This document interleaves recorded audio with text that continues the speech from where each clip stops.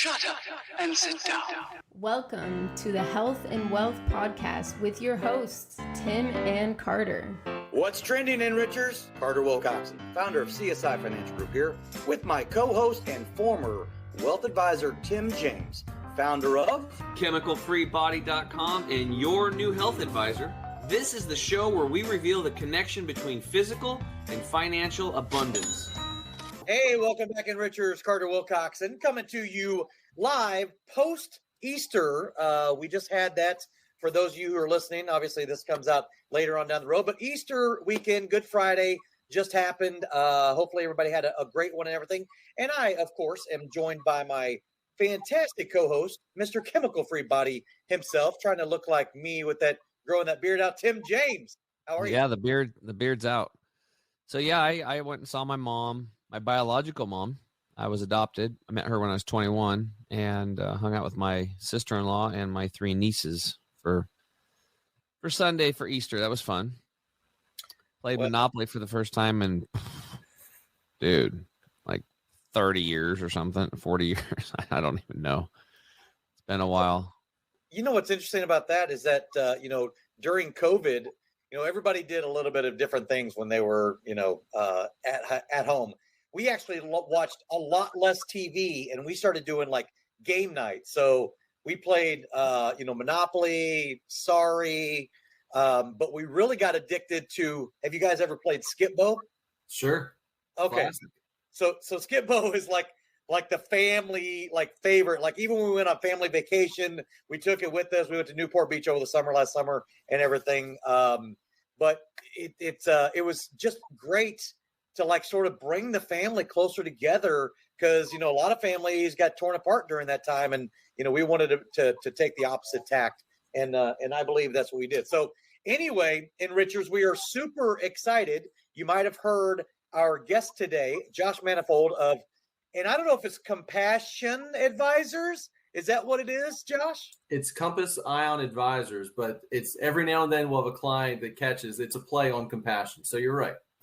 Yeah. Well, it was interesting because I just caught it today because I always do this for Tim. He's like, hey, make sure you put the, the about page and in the chat box and everything. And I'm looking at it and I'm like, Ion Advisors. I'm like, oh, I get it. Like it connected. I'm like, okay, so it's a total play. It's like Compass. Yep. Okay, you're an advisor, right? You're guiding people. Mm-hmm. And it's like, but then there's dash and then Ion Compassion. Yeah. Pretty cool, actually. Yeah. So I like it.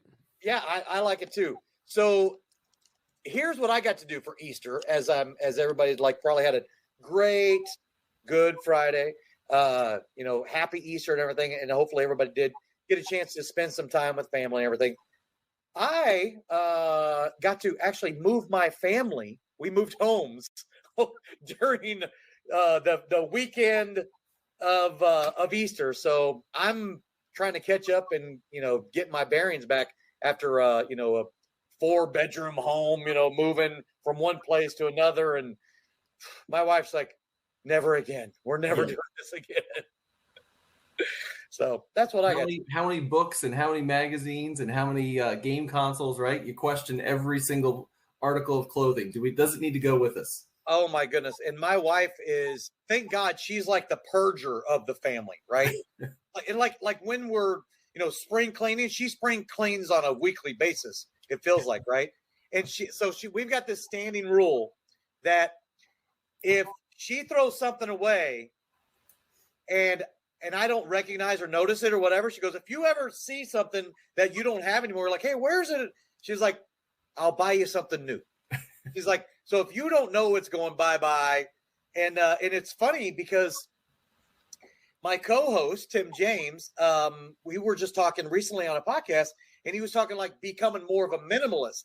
So this purge really helped me to start embracing the whole minimalist campaign, if you will. So I don't know if you guys subscribed or Josh, if you subscribe to that or not, but it'll definitely help whenever you make a big family move. Yeah, I mean, think about the number of articles or pieces that are out there that talk about experiences, right, over possessions. So I'm with you. Try and join that club as regularly as possible. I don't know if there's actually such a thing as a happy hoarder. Is that even possible? I haven't seen one yet. They're usually kind of, I don't know. They're just not happy. That's what it boils down to. Yeah, They're holding on to stuff, and it gets in the way. When you open up a drawer and you can't even get in there and stuff's falling down on you when you're trying to get it, or you're trying to look. If you find yourself looking for things for over and over again, you can't even find it, and you go buy a new one. Then you find the other one a week later, and then you need it again 6 months later, and you can't find either one of them. You got to go buy a new one. Then you find the other two. You might need to purge a little bit. Yeah, there's no doubt. It'll be good for you. It'll be good. You know, when I help people with their health, man, it's like I come into people's homes and help them.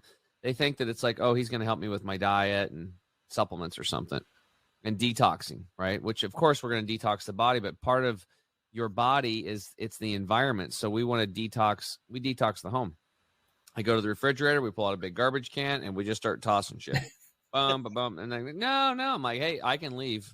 Like, I don't need to be here. Like, I mean, look, you don't have health. I have health. Listen to me. When you're healthier than me, then I'll listen to you. And that's what it boils down to. And, you know, you got to clean that crap out. And then we go to the pantry, start throwing out. I think usually what we do is we pile it up and we take a photo of it.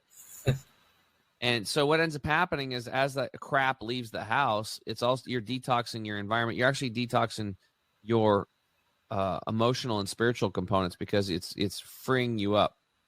It's freeing up space. You're not so clogged down. People feel lighter. Everybody always tells me when they detox their home, we get done with it, they're like, I feel better. I feel better. It's really about having that high quality environment in that space to thrive. Yeah. Yeah. It's awesome. So, hey, Enrichers, we're very glad that you're here, and thank you again for joining us for another episode. But let's go ahead and get into the backstory for Josh Manifold on what brought him into the financial services business, and basically having that heart for wanting to help people, which obviously based upon the name of the company that he works with and or for, having some compassion and having a compass as an advisor. So go ahead and share with us, Josh, how far back do we need to go on maybe an early influencer? Was it something that, you grew up in, or was it like during school or whatever? Share with the Enrichers, what brought you into this great organization in this, obviously this great environment of financial services. Sure. I mean, I think the one of the things that shaped me was obviously my family. So my parents were both first generation college educated. My dad is around the age of 30 diagnosed with multiple sclerosis. So you think about, kind of the family that I was born into, there's a difference between, I'd call it expectations and then what actually played out, right? So my parents thought they were going to be, young, healthy, they wanted many kids. My dad was in a management track of a large Fortune 500 company. Every couple of years relocating for, job promotions, and then all of a sudden starts having some double vision, and, kind of his, gets a diagnosis that, the rug's pulled out from under him. That, single diagnosis, changed what our family was, I'd say capable of, from a, looking back from a financial standpoint. He didn't die, so there wasn't life insurance. They were, I'd say, underinsured from a disability standpoint, and the hardships that were then experienced because my mom then had to go back to work. So she becomes a French teacher at some public and private schools. But the financial implications of that were huge. Early retirement that was forced upon my dad because he lost the physical, verbal capabilities, couldn't drive. Like my family went through some significant hardships. I was on free and reduced lunches as a kid. So I was receiving a lot because my parents were a part of a very unique, I'll use the word, just community of friends that cared for them. One of my, probably best childhood memories is we went to a Christmas Eve service, and we come back from the service and walk, we used the back door, the porch door to get in and out of the house. And while we were at this church service, my parents' friends had basically put Christmas out on our back porch. They knew that my mom and dad lacked the financial resources that year to kind of give my brother and I the Christmas that every kid dreams of. And we turn the corner. My brother and I look at each other. We're ecstatic because it's Christmas Eve, and you're, got this porch, I'll use the term, full of Christmas gifts. But what I learned years later is, again, my parents didn't have the resources, and friends, stepped in and helped. So I think, watching, or I'd say from my point of view, being on the receiving end of generosity, watching commitment and friendships play out, not because my parents were, like, hey, let's go vacation at the islands together. My parents and our family were, like, quite literally in need of, at times we had friends that, let us use their vacation homes at time. And that was the only reason we were going on vacation, was because it was free. My parents had needs where it was, a car broke and they couldn't afford to fix it. We had family friends that, literally gave us their car to use. My brother's braces were paid for, not because my parents had saved money and had an HSA, but because a family was willing to step in and say, you have a need, we'll help. So there's just lots of these stories where I was on the receiving end of generosity, and it kind of plants a seed in you when you see that from a young age. Yeah. So it really does give you a unique perspective. So your dad diagnosed with MS at 30. At that age, or at that time, what is your age? I am not born, but it changed the trajectory as far as the number of kids that they wanted to have. Gotcha. So that's why, I've got one brother who's 5 years older than me, and that's why I'm the last child. They kind of said, hey, if this is what life is going to look like, how responsible is it to bring more kids into the world? Wow. So seeing that, obviously the generosity, that's phenomenal. And, zero expectations for Christmas time. So you're blown away, you and your brother. Right? Yeah, absolutely. Yeah. So that is, I love hearing those types of stories. And then, so where did you grow up? Did you grow up where you're at now in that Philadelphia area? Yeah, great question. In the Philadelphia area, unique situation in that we had 1 acre that was kind of like, again, because my dad wasn't mowing the yard, my brother and I were, mow the grass, cut the yard, did our own laundry, learned to cook meals 1 day a week. Like, we had all these, lists of jobs, responsibilities in early elementary school. And then we had a back acre that was all, like, I'd say, trails and paths and, go make mischief and go have a bunch of fun. So it was, kind of close enough to Philadelphia to get some of the, access to urban environments and all the arts and stuff like that. But then also, I'd say suburban enough where you kind of had your own space and could, play with the neighborhood friends and do all that kind of stuff from a growing up standpoint. Gotcha. Awesome. So, a lot of the, and this tends to be a theme again from the advisors that come on the Health and Wealth podcast. Did you play sports growing up? You and your brother? Yeah, sports were a huge part. I mean, at that point, it was all, I'd say backyard and neighbors. It was kick the can. It was, wiffle ball. It wasn't I'd say it was nowhere near the environment of structured sports that my kids are participating in or that are just commonplace in this environment. It was all just, who can you gather? Go knock on doors. Pick your, are we playing flag football today? Are we playing wiffle ball? What are we doing? Let's go have some fun. But yeah, sports were a part between middle school, high school. Played some lacrosse in college. So there was that kind of team, that coach, that kind of that that effort, if you will, that sports draws out of you in the best of ways. Yeah, and that's pretty normal. I mean, it seems like Tim and I both, we played baseball. That was our sport of choice, growing up and everything. And Tim being a former wealth advisor, now a health advisor and everything.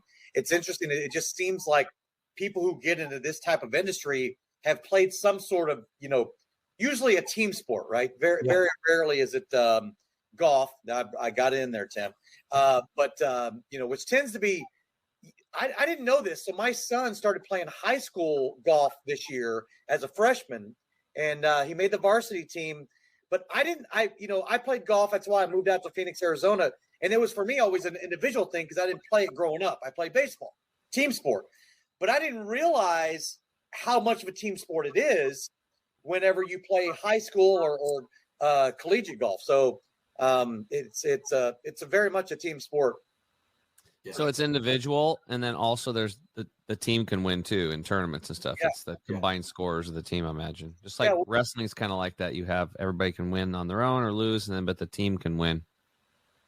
Yeah, for sure. Yeah, and in fact, I didn't think about that. I always think of like the other sort of individual sports like tennis, where you're competing against one other person or whatever. But But yeah, wrestling, I mean, that's completely individual. I mean, ain't nobody gonna help you. yeah, there's definitely no help there for sure. There's two ways out. You get pinned, or they pin you, or the time runs out. Yeah. Well, 3 ways, I guess. 3. There you go. That's why I'm not an advisor anymore, Josh. I'm not very good with numbers. Just kidding. There you go. Love it. So you ended up going to college then in the Philadelphia area, or where did you get your? Yeah, great question. Ended up at that point, my parents had moved to Maryland and finished high school there, and through a friend of a friend, I ended up having a guy reach out to me. Was part of this kind of like, I'll call it mentoring program at my high school, and he came to me and said, "Hey, I have a friend in New Jersey who helps people when they have unique financial needs." And he said, "I'd like to introduce you and your parents to him because he might be available and interested in helping you go to college." Because this guy had already asked me, like, "How are you going to college?" He kind of knew my family circumstances, that my parents were trying to survive. They did a great job of teaching my brother and I, work hard, save money, live below your means. Like, we got that, but we didn't have conversations around how to invest and what to do with one of your 3, 4, or 5 trust funds. Those weren't exactly the conversations around our dinner table. Sure. So, going off to college was quite literally a matter of, obviously where you can get in. And then secondly, very quickly, I'd have considerations for what can you afford? Basically the question was, how much debt did I want to take on to get this thing called an undergrad degree? So my friend introduces me to this guy in New York. We take the train up to his office. And again, this is how ignorant I was coming out of high school.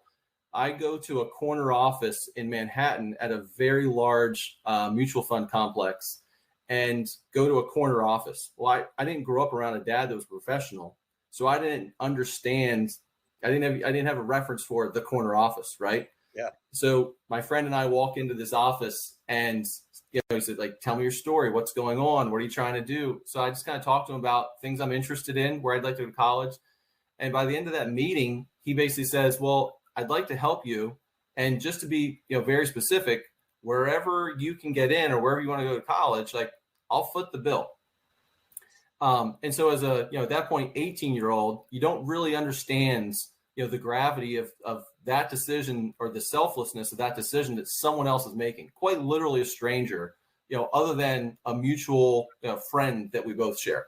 Sure. So the reason I went to college is, or the reason I went to the school I went to is because it was affordable, because this gentleman was willing to quite literally stroke a check for, tuition payment. Interesting. I kind of, little side note, I ended up keeping some of the debt for myself just because I did not feel compelled to have someone else pay for it. Like, I think my parents had ingrained in me, hard work and effort. So between paying for some of it because of my summer jobs, and then, taking years after graduation to pay off some of the debt, it just felt like something that was the right thing to do. So it was largely because of this, very kind man that paid for my college, but it was also through some of the, sacrifice of parents and my work.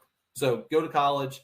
I'm finishing college, and I'm walking past my lacrosse coach's office, and he says, at that point, I have a big goatee, hair down my back, long hair down my back. And he points to me and he goes, "How are you going to get a job?" Like, just the most pointed, direct, slightly skeptical question. I said, "No, I got this internship at a bank. I really like it. And I think I'll be good," because you just need that first little, resume, piece, and then you can kind of use that as a platform. So he goes, "Well, you need to get my wife's job." So literally in that moment, again, I'm just randomly walking down the office, the hall, and he picks up the phone, calls his wife at her office, and says, "Hey, can you get Josh an interview at your firm?" Because she was pregnant with their 3rd child, leaving, and he knew she was going to have a succession plan in place. So over the next 3 months, I get a job, or I get interviewed, finally get the job. Funny thing is, I'm there like 6 or 9 months, and I go to my boss who owns this firm, this wealth management firm, and I say, "Hey," his name's Jack. I say, "Hey, Jack, thank you for not forcing me to, shave my goatee and cut my long hair in the interview process." Because at that point, my girlfriend, who's now my wife, kept saying, like, "You might want to, cut the hair. You might want to look a little more respectable, get professional," kind of thing. So I go to Jack and I say this, and Jack goes, "Oh, Josh, I should have told you, your hair is short. My son has hair down to, and he points to much longer hair than what I had." So it all worked out. But yeah, I got into the industry not because I had an understanding of finance or econ. I got into the industry because someone was willing to take me under their wing, teach me. If for Jack, it was a second career. So it was one advisor and 9 support staff. So very early in my career, I saw I'll use the term, the sales portion of the industry. And this guy was very clearly in the service and planning side. So I'm really lucky. I'm really glad that I kind of saw the advisory, the planning side of the industry in that first job. Wow. So now the relationship with Jack then was formed just by happenstance. Yeah, absolutely. Right? And then from there, it was all apprenticeship. I mean, I was there for 2 years. I'll gladly say this. My first job, I was making $28,000 a year. I'm not that old, but I was living in this, in central Pennsylvania. It's a lower cost of living, but it was a complete understudy role just to say I needed to learn some hard skills. I got all my licensing. I got everything, kind of done and out of the way, and then learned what this man had built from, again, if you've got 1 advisor and 9 support staff, the guy was a machine, and I'm forever indebted to his, skill set and philosophy. Yeah. So pretty much priceless experience, right? I mean, yeah. The simple fact that you're making money was good enough for the value that you got for the training, the hands-on, the experience on being able to not only, work with those clients that I'm sure to this day you incorporated the things that you learned from that early stage of the financial services industry. Is that fair? Yeah. I mean, think about, we all know that this industry, when you're young, most sales environments or sales cultures will say, write a list of 100 people that you know, right? Let's go to your neighbor's dog sitter, your T-ball coach from 3rd grade, and let's go hawk some product and sell some stuff to them. And I didn't spend any time doing that. I didn't have to kill relationships, right? I didn't have to be the sales guy. I didn't have to be the closer. It was literally just offering a service because I was part of Jack's team. He was the one with the skill set. He was the one with the relationships. And I was just playing the role that Jack asked me to play. And that was a wonderful understudy or apprenticeship. Nice. Awesome. You basically got paid to get educated, which apprenticeship is a very powerful way to transfer skill sets, and where we've gotten away from that. And I think with the, with the colleges becoming so corrupt and not really even teaching much that's viable unless you have a specific thing that you're going to do. I know, like, my son went to U of O for a couple of years, and he's like, "This is stupid." I goes, "I'm just going to go start making money," and I stop racking up bills and stuff like that. But I did notice one thing that's really exciting to me, Josh, and in your story, because you keep talking about, like, well, these people just kept coming into my life, and then this happened, and people were showing up, and there was presents, and then I got a scholarship, and then my coach and this job and all that stuff, and I've tuned into my spiritual practice since 2018, and what I've learned is that there are many forms of abundance. They don't have to be just financial, but financial abundance is one valid form of abundance right now. It really is. But just being in the right place at the right time, and gifts that can come in, and, houses that you can stay at, right? Just, hey, go stay at the house. You don't need to own a house. I've experienced these things myself, many, many times. And as I've been, when I was struggling building my business, I was like, in my goals, I'm like, yeah, I want to have an infrared sauna, and I want to have a hyperbaric chamber in my house. Some of my goals long term, but a long time ago, were like, I want to have this stuff in my home. And when I moved out of this one place, I had the sauna myself, but I sold my sauna. But the places that I went to help other people heal themselves, I've been on this like sabbatical for 3 years. The last house that I'm in right now, I have my sauna here, but she ended up buying a hyperbaric oxygen chamber, and then I got to use it, right? Yeah. Before I had the cash to do it. So it's just like, you don't always have to go buy stuff, right? It can come. And I believe that when you're falling, so I'm just going to take a guess here, but I know I'm already right, which is you were probably pretty happy growing up as a kid, weren't you? Oh, I mean, you think about, free time, you think about, what was fun. Absolutely. You were just doing what gave you the most excitement and joy, right? Completely. Yeah. Whether it was, rec soccer on Saturday, and then that ended, and you ran off and played basketball with all your buddies from elementary school. And then you went off and played, lacrosse next season. And then all those things. That was complete contentment, joy, and fun. You're absolutely right. Right. And when you follow that thread of excitement, That's how this stuff lines up, listeners. Yep. All right. So we're going to take a quick break, Enrichers, and when we get back, we'll get more into like what Josh is doing with his clients right now to help them keep their money safe and secure and growing. We'll be right back. Estate planning. What does that even mean? When the inevitable happens for everyone on this planet, your estate plan kicks into action. But first, let's start with what an estate is. An estate is simply everything you own. Now, here's the issue and what needs to be understood when this event occurs. You only have two choices on this plan. Number one, either you plan how your estate gets handed out and distributed to those you leave behind. Or number two, your state decides who gets everything you own. For the first time ever, you can now take complete and total control of this plan that you've been deprived of for most of your life and generations before you. You can get personalized assistance along the way with a team of specialists whose job it is to make sure you have true peace of mind. It's important to understand that estate planning is a journey, and rest assured that our team will be available to you all along the way and at every step. Welcome to eState Plan, home of the last estate plan you'll ever need. To learn more, make sure to reach out to your local advisor licensed with us or go to our website for more information.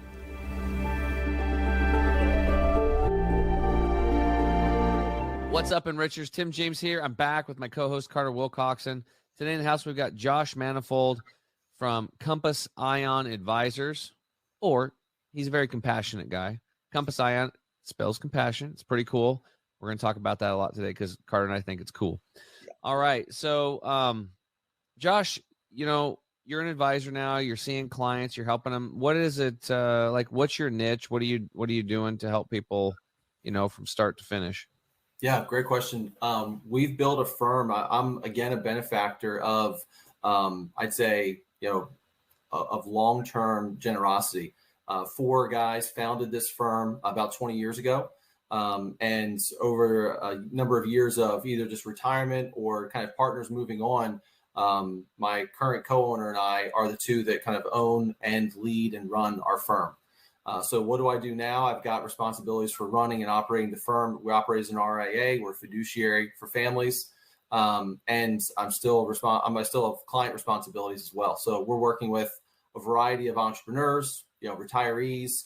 I would say, honestly, like, we don't have a niche, which is kind of the beauty of what we've been able to, I'd say, achieve and offer to a wide variety of families with complex situations, at different seasons of life with different expectations, all with sometimes just different problems and different pain points in their finances and what they're trying to accomplish. So, you know, in the day and age where everybody's saying this is their niche, they work with, you know, left-handed underwater basket weavers that were born on Thursdays. I've seen some pretty unique niches.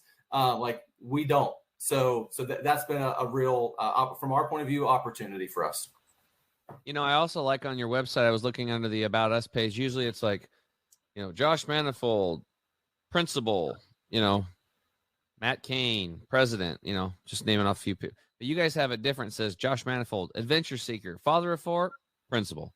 Matt Cain, soccer and fishing addict, father of 5 boys, president.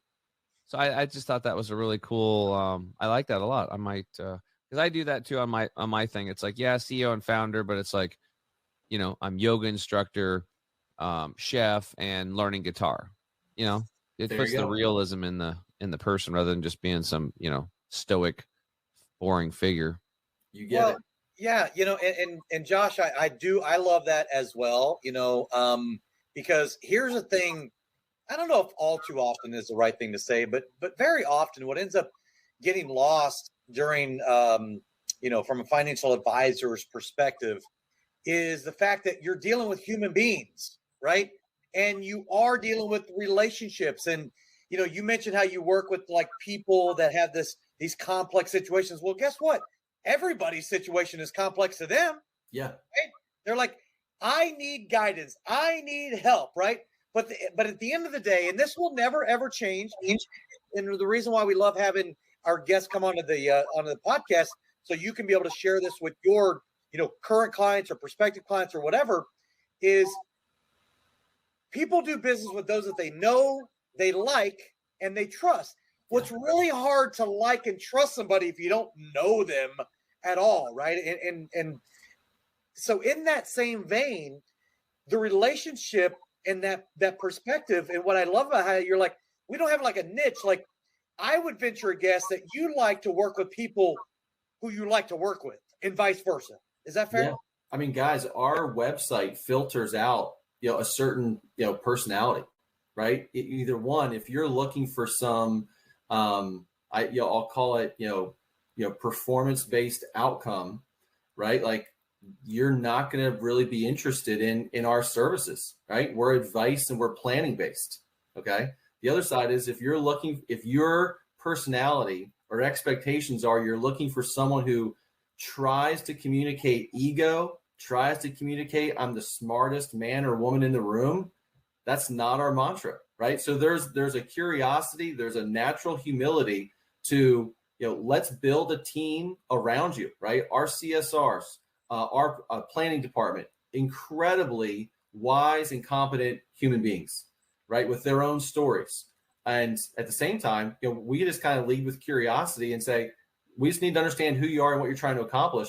Most people can very clearly say what's wrong with their relationships and or their relationships with money.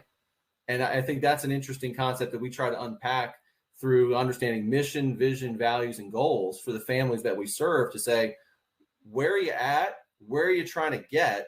And what are some of the roadblocks or what are some of the reasons you haven't gotten there? And we've got stories as far as, last year we had a tech firm, the founder sold his business, and somewhere around 60 days before, basically with the advice that we were going through, realized he wanted to sell a portion of the business to a donor advised fund. So we basically turned on a dime, created, I'd call it a fire drill of there's a deadline because the transaction's happening. And he was able to liquidate 10% of his company, a privately held company, to a donor advised fund, got all the tax benefits, the CPA's on board, checks all the boxes. Why? Because he valued generosity and said, what do I do now? So we did an RFP with 4 different donor advised fund platforms and got the job done in an efficient manner where he was focused on the legal and compliance side. We handled all the finance stuff to get it done in the last second. So you're absolutely right. We're at a season where it's really nice to kind of select and choose, what are the personalities? What are the circumstances? What are the goals that are these prospects or someone who's interested in working with? What is it that they want? Let's make sure we understand fit, not just you have a pulse and you have a dollar. Yeah. So, and I know that pre-show and everything, when we were chatting, you said that you got a chance to listen to a few of the other podcasts and everything. And one of the things, so Tim has what he calls his core 4, and then I have, as far as like my own bit of takeaway or my knowledge that I like to share is something that I call creating a 4A client. And the 4 A's stand for something specific, right? And it goes right in line with what you're talking about, right? So in order to grow your practice, you want 4A clients and as many of them as you can get. And the 4 A's are this: those who have the right attitude, who have the right aptitude, with the proper amount of assets, who can become advocates for what it is that you do, right? So that is the recipe as far as if you can, I'm generalizing here now, if you can create a lot of those 4A clients, they become an advocate and a raving fan on, they're ultimately going to attract for you, if it's a 5A client, they're going to attract those same types of individuals that they surround themselves with, right? So if you can multiply and duplicate your top 10 households you work with every single year in and year out, it's impossible to not become successful. Yeah. And love what you do. Completely. Yeah. So, Tim, what do you think about that? It's just amazing. So makes sense. That's what people want. Yeah. So I did notice, and what I'd like to get your take on this a little bit, because we throw around that word fiduciary on a regular basis, right? And I get it. We want to, Fisher Investments fiduciary, Schwab and fiduciary. It's like we beat this fiduciary thing to death and everything. But, what you do and why financial services is interesting.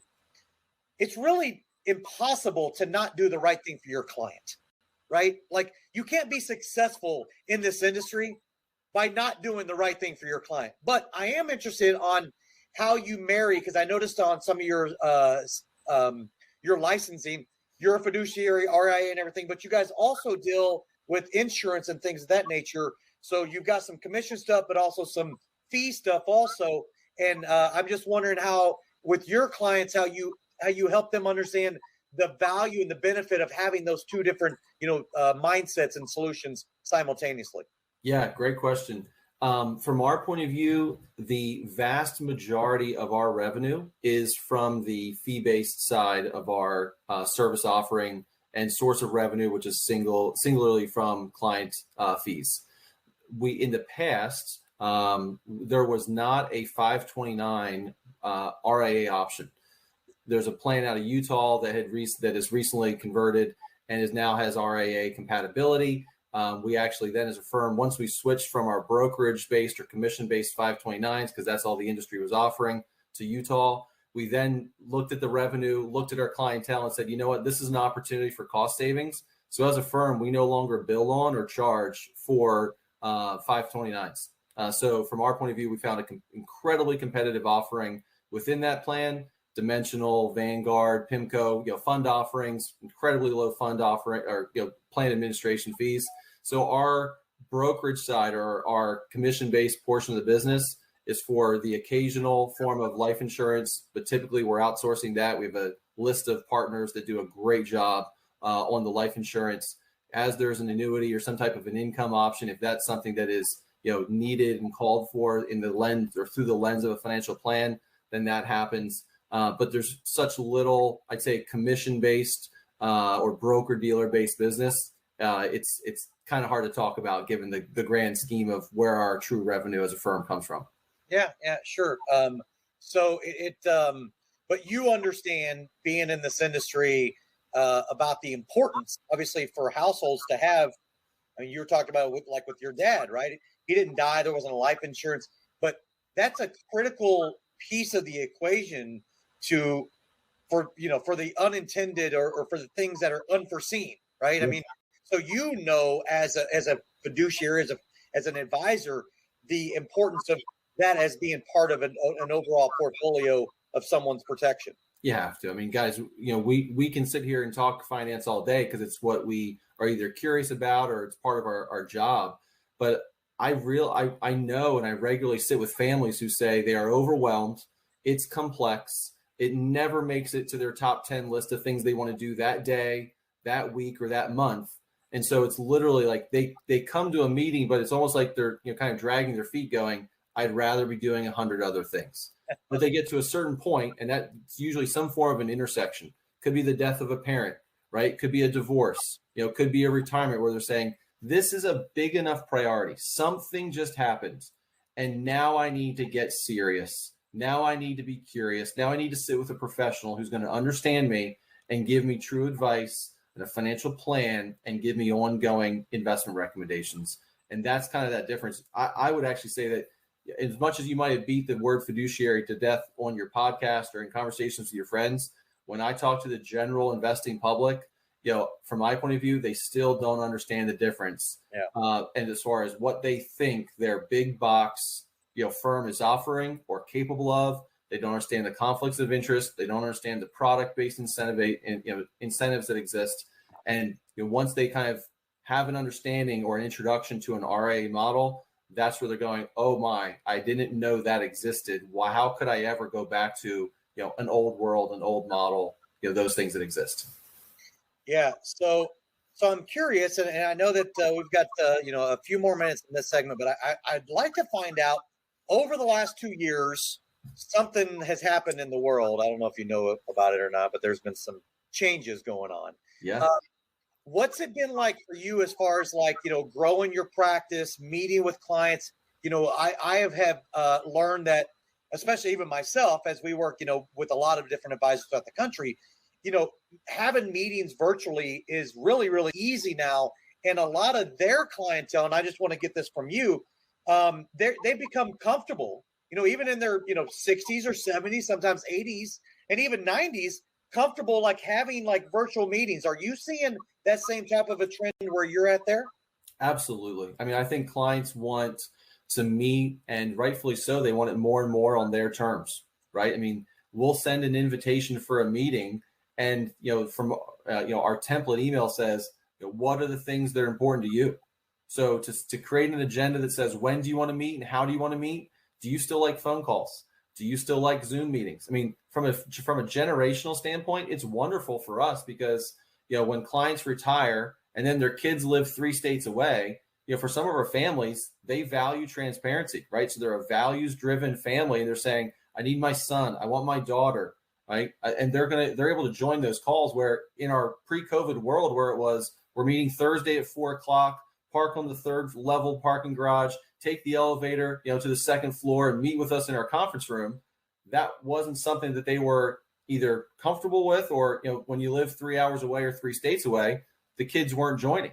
And so I think, transparency is going up, time effectiveness is going up, client engagement's going up. For the clients that are saying this is convenient, I'm okay using technology as some part of our relationship, it's been a huge win for clients, their kids, their grandkids. That kind of engagement's really driven curiosity. It's driven, good questions. Their CPAs can join, their attorneys can join. It's really building that team environment that is in care of, right? That's in service of the client experience. So we see that on a regular basis. Huge fans of it. Yeah, and I honestly, I don't see that changing. I see that being more and more embraced. And I believe the enlightened advisors that we have been, coaching and training and teaching ourselves, we're like, don't go by way of the dodo bird, right? You need to embrace the digital age. Yeah. Transformation, because we're in it now, right? Yeah. You need to embrace the digital age, because I can promise you that a lot of the clientele that our advisors work with, they are the older generation, right? They are the boomers and the seniors. And even in order to keep in touch with the kids and the grandkids, they were forced to have to start doing virtual meetings, right? So it wasn't like, and then they started growing comfortable in it. Well, why can't your advisory practice? Well, in fact, why? You better embrace that sort of communication. Yeah. Because if you don't, and other advisors are embracing that, you will definitely lose out on that relationship. Yeah. Yeah. I mean, you think there's a whole, I'll call it the financial entertainment complex, right? That exists and makes things, overly difficult. You got, from our point of view, I think we've got a team and a process that makes, things simple, makes things easy, whether it's just scheduling a meeting, whether it's just getting something done, whether it's just answering a question, or whether it's the actual, entire comprehensive financial planning process. You're right, that those things are should be expected on an ongoing basis. Yeah. The ease of doing business with you is going to attract a heck of a lot more clientele than, trying to continually live in the old paradigm, if you will. Yeah. Some clients are so jaded. They're just waiting for one thing to go wrong to just, that's it, and I'm out of here. And, they take off, and it's just, some people are like that. So hopefully you're not attracting those people, Josh. We try not to. You're right. He's got the positive vibe going on, right? Totally, dude. I like the website. I like the attitude. I like everything. I like the story. All right, guys. So let's take another break. And then when we get back, we'll flip the script, and Josh can ask me anything he wants, his little heart desires about health. We'll be right back. You want the absolute best for yourself, and you want it to be easy. That's why we created Green 85. It helps with detoxifying the body gently. We're proud it's chemical-free, unlike almost all other supplements you'll find. Bottom line, Green 85 will get you healthier. We look forward to hearing what Green 85 did for you.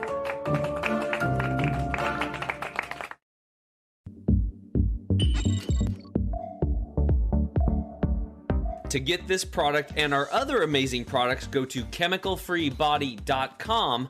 That's chemicalfreebody.com. What's up, Enrichers? Tim James here, back with my co-host Carter Wilcoxson. Today in the house, we've got Josh Manifold. And Josh, this is the part where we flip that script and you get to ask me questions about health. So what's your questions, brother? Sure. Just wanted to start. What do you advise? What do you recommend from a sleep standpoint? Can you kind of walk through and help we work with clients who are that kind of, I'd say, stressed, two income, both working, trying to balance kids, and then all the way, through, retirees. So like, talk to the importance of sleep from a health standpoint. Like any opinion, any perspective on that? Sure. It's a big topic. The sleep, in my opinion, is besides freedom and love, the number one nutrient is air, because we perish without it in 4 to 7 minutes. So oxygen is pretty darn important. If we're going to look at how long we can live without it, oxygen's number one. Number two would be water, because without water, you're dead in 11 days. And sleep is number three, because it's about 11 days on sleep too. If you don't sleep for 11 days, you die. So sleep's up there. It's a big one. And, when you're not feeling good, what do you want to do? You want to sleep. So it's a place to restore and regenerate. When people are wanting to build muscle, you don't build muscle in the gym. In the gym, you tear it down. It's actually built at night when you're sleeping, as the muscles are regrowing and stuff. So sleep is important. So you have to think about your environment when you're sleeping. So what's your air quality? That's a big one. If you're in a bedroom that has carpet, man, do you need an air purification system, because that carpet's off-gassing formaldehyde. You're embalming yourself and your children. You don't know it though, because we can't see this stuff. So the chemicals are bad. And just to give you an idea, Josh, all you have to do is type in umbilical cord chemical, those 3 words, into your browser when you're done, and go check out these studies going back to 2005. Every single child being born and the young mothers are completely polluted with, 180 cancer-causing chemicals at the low end. 212 chemicals cause developmental and brain disorders. So we're born polluted today. Older we are, the more time we've had to bioaccumulate these toxins. So if you want to get a good night's sleep, you want to get awesome air. How do you do that on the cheap? Start cracking your windows at night. Let some fresh air in. Even if you live in cities, the air in your home is 100 times more polluted than what's outside. So fresh air is important. Take it to another level. You get a air purification system. We have my best choice. It's on our website now. You want to get a really, really awesome, you can get a whole house system too, where you can get UVs going through in the HVAC and really clean up your air. So you can spend as little or as much as you want on that. We also want to look at EMFs and ELFs, electric magnetic frequencies and electric low frequencies. The ELFs come from your electrical grid in your house. So if you have all these plugins, if your head or your body is within 3 foot of an electrical socket, you're getting zapped, and that can disrupt not only cells but your sleep. So we've seen this. We take a little thing and you go up to a light socket, and as you get within 3 foot of it, it goes, and then people are like, "Oh my God, my head's right there," and they get it. But without that little device, you don't know. You can't see it. You can't. Most people can't feel it or nothing, so they don't know. So they don't believe it. It's like woo-woo, but it's real. That's electric low frequency. Now the EMFs can come from your smart meter, aka should be called a death meter. Get that thing stopped. It's like, I think it's like $80. They'll come out and remove it and charge you an extra $10-12 a month. Get that off your house. That's pumping out 2.4 gigahertz. So what a lot of our clients will do, especially ones that are highly sensitive, will have an electrician, a contractor come, an electrician, and they fix a switch on at least their bedroom, or when they come in and go to bed at night, they flip the switch and all the power stops coming into their bedroom at least. Right. So this is the level of thinking on this stuff. The other thing you want to do is you want to get a really awesome bed. I mean, you're going to be spending a third of your life sleeping, and you want to get the best quality sleep ever. Man, the bed industry is jacked.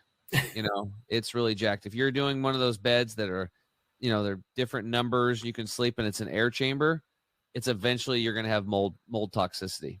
It's impossible not to, because mold will get inside of these air chambers because of just temperature fluctuations. It creates mold in there and moisture. If you're sleeping on memory foam, man, you're just breathing in a tremendous amount of toxins. And the memory foams aren't really good on your spine either, so the chiropractors really don't like those. So you want to get a good bed that's going to support the spine. It's non-toxic. The beds that I have, I did over 1.5 years worth of research on my bed before I picked it out. And it's freaking awesome. The only thing that sucks about when you get one of these beds is you don't want to take a vacation. I'm serious. Like, they're that good. In fact, the last layer on this bed is a 2-inch gel matrix that they use in hospitals for paraplegics, quadriplegics, and people that are incapacitated, so they don't get pressure points and get those open sores because they're just not moving. This gel matrix completely disperses all weight and makes it all even. So you can look at it on pressure points. It eliminates all the pressure points. And if you eliminate pressure points, you eliminate disturbing your sleep, so you don't wake up as much and you sleep deeper, right? So your bed technology, you're cracking your windows. I also diffuse essential oils at night, and I rotate at least 4 different ones, because you don't want to do the same essential oil every night or every 2 or 3 nights. It's 4 minimum, and then rotate them. Maybe it's lavender one night, and then the next night it's, Roman chamomile, and the next night. What's that? Frankincense. That's one of my frankincense. New, yeah, if you're a foodie, you could get chocolate. You could vanilla. Vanilla is a very pleasant smell. It really is. In fact, when I was back in the mortgage industry, I used to coach my real estate agents when they're doing their open houses and tell them one of the best things you can do is, bake some cookies or diffuse like get some vanilla smells going. Now, back then I didn't know about diffusers, so I told them to put in the toxic vanilla deals, but I didn't know. But people like vanilla, right? They like vanilla. So those things, that way when you're sleeping, you're actually gently medicinally helping your body. You're giving your body like light doses of plant-based medicine through these essential oils. It's pretty cool. Other than that, there's prep work to sleep well, avoiding blue lights and stuff at least an hour before you go to bed, so that, because if you have light in front of your eyes, your body still thinks it's daylight, so it won't kick in and produce melatonin, which is the first step to kind of get you into sleep. So, get like a soft, low light, read a book, get electronics out of your room. Sauna before you go to bed. If you don't have a sauna, get one. If you don't have a sauna yet and you're on your way to get one, then you can go in. A tactic we use is just rinsing off in the water. Just get in the water, rinse off, and then just dry off. That's it. You'll sleep better. Something about the water coming in, it's just a soothing effect. And one of these things, these are called spook mats. You can get them at spookspace.com. This is an acupressure mat. You see those little spikes? You can lay on this for 10, 15 minutes before you go to bed. It helps you sleep. Plus, it's great for low back pain and all kinds of stuff. So there's a snippet into a comprehensive approach of things that we do when we have clients come in that have health issues, whether it's stage 4 cancer or MS, which I would like to talk about, by the way. I don't know if is your dad still alive? No, he passed about 15 years ago. Okay. That's unfortunate. I wish I would have known this information and I was able to teleport back and help him. But those are some of the things around the sleep area that we do to stack in our clients' environment and their lifestyle so they can get their health back. Yeah. I'm open to talking about anything around the MS side, but my next question was, I feel like I'm seeing a cultural, I'll call it a cultural underdog that is saying people that are done with alcohol for a variety of reasons. But I'm seeing dry bars, with businesses, pop up. I'm seeing, is it No Drink January, right? There's a whole, I'd say, cultural shift around people understanding, or people kind of asking questions around how is alcohol affecting my health, let alone all the other things. But it's like, can you speak to any opinion, any perspective on the role alcohol plays on your body, on longevity, on health, anything on that topic? Yeah, sure. So if you go over to Europe and stuff like that, there's going to be, because I have to preface this with this information, because a lot of people are going to be going, well, you drink a glass of wine or two a night and that's healthy for you. And well, a lot of times when people are doing that, it can be a de-stressor, right? Because stress is, but you can also meditate, you can do breath work, you can bounce on a mini trampoline, you can go for a walk. There's a lot of things. You can play with a grandkid. There's a lot of things you can do to de-stress. Okay, it doesn't have to be booze. But I'm not saying you have a drink or two, no big deal. Shoot me, it's not a big deal. Parties, birthdays, weddings, okay. But when it's day in and day out, that can be a problem, right? And some people are like 1 to 2 drinks, and that's what they want to live their life. That's fine. It's no problem. But those people over there in Europe and stuff like that, like the Sardinians that are part of this group called, in the blue zones, they have the most centurions, the people that are living the longest. There was 4 common factors in all these people: the Okinawans in Japan, the Costa Rica, there's people in Costa Rica, there's the Seventh-day Adventists in Loma Linda, California. All these little blue zones, they call them, where people have the most centurions. They live the longest. The 4 common factors: number 1, lifelong friends. So socializing, very important, and having good bonds and friends were tribal. Number 2, respecting elders. That was another thing in the culture. Number 3 was movement. They move every day. And number 4 was an 80% plant-based diet or greater by weight. So the more plants that you have them, and the fresher the plants and the fresher the food, the healthier you're going to be. Because the more your food's commercialized, denatured, bagged, boxed, canned, jarred, heated, pasteurized, irradiated, synthetic, added, shipped, had ethylene pumped into the truck so the vegetables stay longer. All these things are a distortion from nature. And we are nature. So we need to plug back into the mothership, which is Mother Earth. So fresh foods are of utmost importance when it comes to health. And I got off topic. Can you restate the question again? No, was just interested in alcohol. Just the view. Alcohol. Yeah, I don't get this alcohol question very much. All right. So my personal opinion is what I've learned is that if you here's the unfortunate side. If you have 1 beer, 1 shot of whiskey, 1 glass of wine, you're destroying your gut microbiome. Your gut microbiome is a huge part of your immune system. You have the innate immune system, the adaptive immune system, the interferon system, the gut microbiome, and the neural system. That's the modern view of the immune system that came out of the National Scientist Foundation lecture in the fall of 2019 by Dr. Shiva Ayyadurai. Unfortunately, our medical system is still based on that 60-year, at best, maybe 100-year-old antiquated model of the immune system, just the innate and the adaptive, the 2-box model. It's not the case. So if your gut microbiome is a massive, important part, and I mean, kind of everybody knows this now too, because look at what probiotic sales. I mean, people kind of know they're buying probiotic foods and sauerkrauts and kimchi, and they're starting to do that stuff because we're realizing, I mean, when people have severe issues and gut issues, they're even doing fecal implants now. They're taking fecal material from healthy people and implanting it rectally into unhealthy people to help them recolonize these bacteria. That's how important it is. Okay, so they're doing it in Western medicine and functional medicine where they're doing fecal implants. That should tell you how important it is in that delicate microbiome system you have going in there and why you don't want to disrupt it. So if you can have compensating factors and you're working out and you're drinking, healthy water and doing all this stuff and green juices and you're sleeping well, you could probably get away with it. But if you have any health issues at all, it's probably a good idea to not drink. It just probably is a good idea. Not only will it disrupt the gut microbiome, but alcohol, people are not alcoholics. They're sugar addicts because alcohol converts to sugar in the body, and it's acidy. It's very acid. So it leads to sore joints, arthritis, headaches, gout, these types of things. It's acid inflammation. So we're trying to keep our bodies as alkaline and high oxygen as possible. And sugar, which what alcohol really is, it's sugar. It just doesn't do that. It doesn't really do a body that good. But again, I'm not telling people what to do. I'm just saying, hey, I used to drink. I don't drink anymore. I just don't. I mean, I might have one here and there.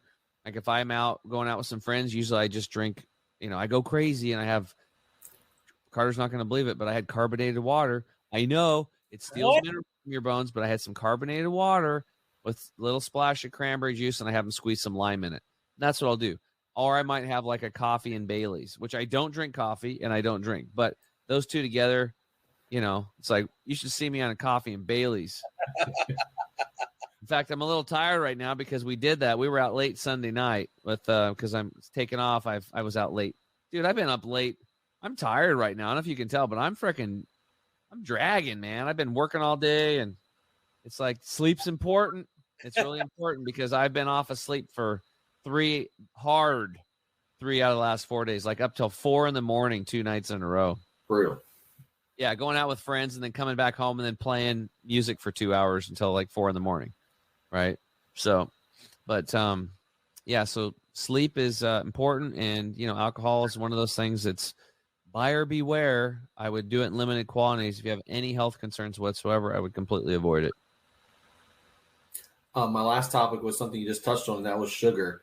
Can you help us understand from a diet standpoint, just, where are all the places that sugar shows up in the, foods we're eating, what we're in the things we're drinking?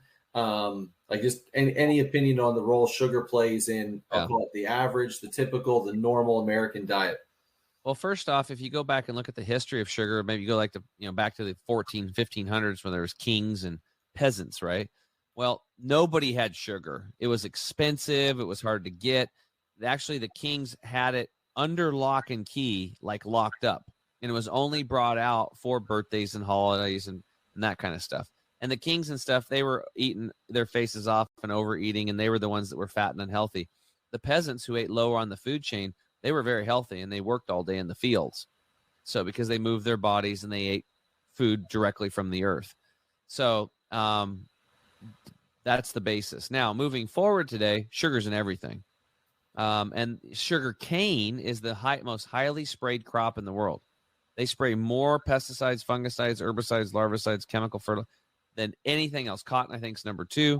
That's why if you're wearing cotton and it's not organic, you're polluting yourself. It's off-gassing chemicals into your body from the sprays. So you, when it comes to, sugar, what are the things to look out for that are common? Well, number 1 would be just like, wheat noodles.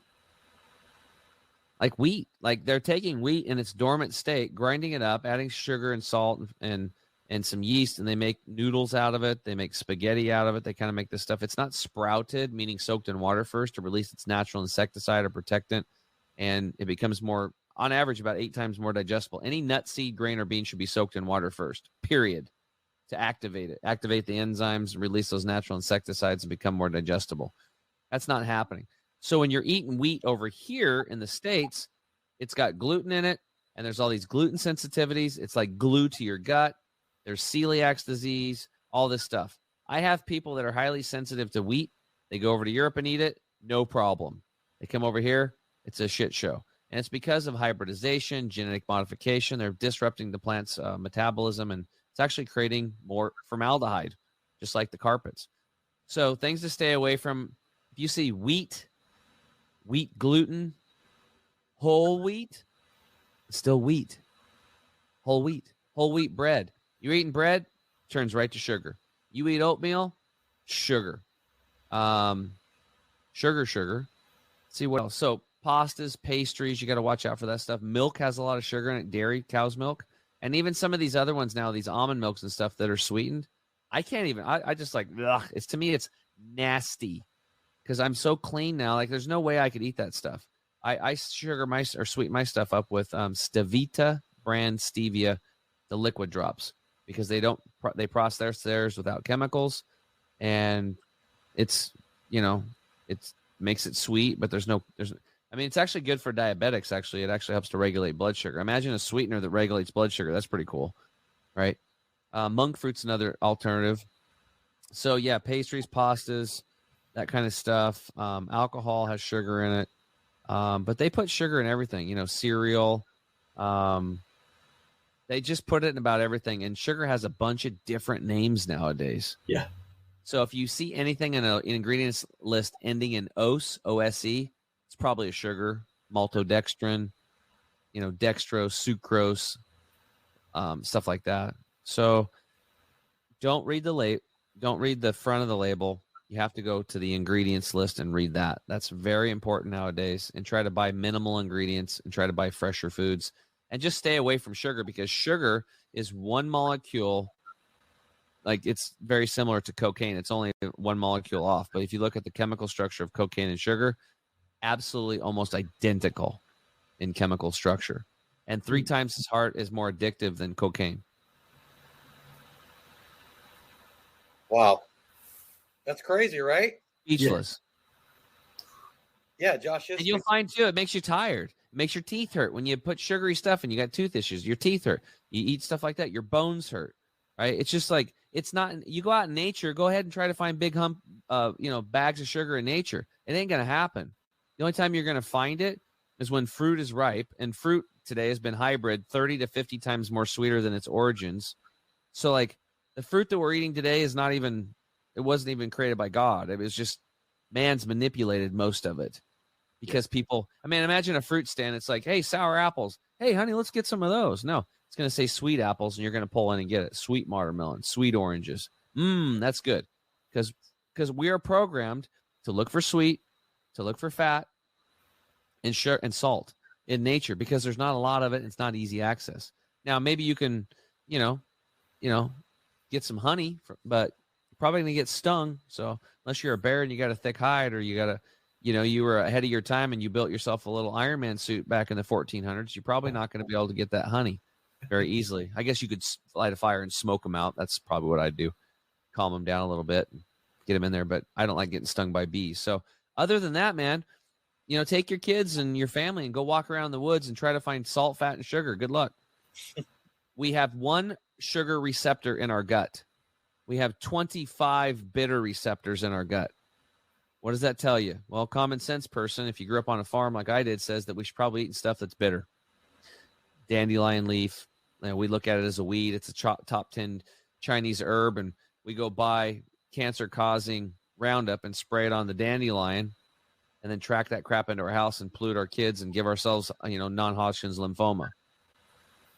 Killing something that's a top 10 herb that is bitter, that would work with our receptors in our stomach and give us ideal health. You see how backwards everything is today? It's kind of crazy, but awareness is the first step. Yeah. Well, so do you have any other health questions? I know we're winding down in Richards, and we appreciate you being on this episode and everything, but Josh Manifold, do you have anything else that you want to talk as far as health? But before we go, I got to get in that you were talking about your hair pre-show.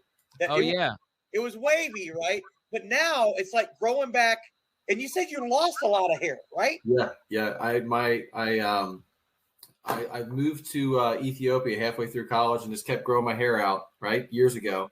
And one day I woke up and it finally dropped. So recently, just with health issues, lost a significant amount of hair, and it came back, and it is curlier than ever. So I don't know if in a year or two I'll be back to normal wavy hair, or if the curliest hair is here to stay. We'll see, guys. You'll have to let me know.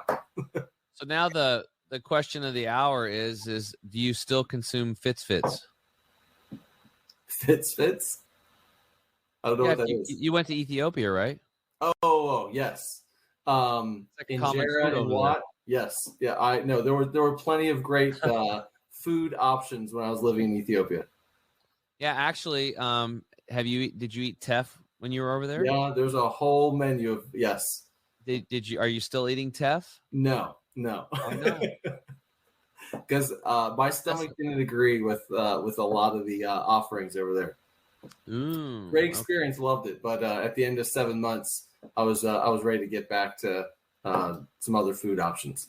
Well, there's usually some literally digestive change that has to happen when you go, because there's a whole different set of microbiome over there adjusting and stuff. But I don't know if they were sprouting the teff. It's a little tiny seed. It's a powerhouse. One of the runners from Ethiopia who was like he won a gold medal. He was one of the top 3 athletes, sprinters in the world. He moved to Sweden because Ethiopia didn't have an Olympic committee or nothing. They couldn't have a team at the time. And he ran on the Swedish team, but his times it went from the top 3 fastest guys in the world down to the top 100 very quickly. And they were trying to figure out what is going on. And he said, the only thing that has changed was my diet, because he went from eating stuff in Ethiopian teff to, Swedish pancakes and whipped cream and bacon and all that stuff. So he thought, well, let's try it. So he went back, he got teff, started eating that stuff, and he right back up into the top 3, won the gold medal. And then this guy opened up a health food store because he figured out how important nutrition was. That's a great experience in Sweden. Pretty cool. Love it. For Switzerland, Switzerland. I think one of those 2 places. Started with an S. It's in Europe. No, wait, it was Finland.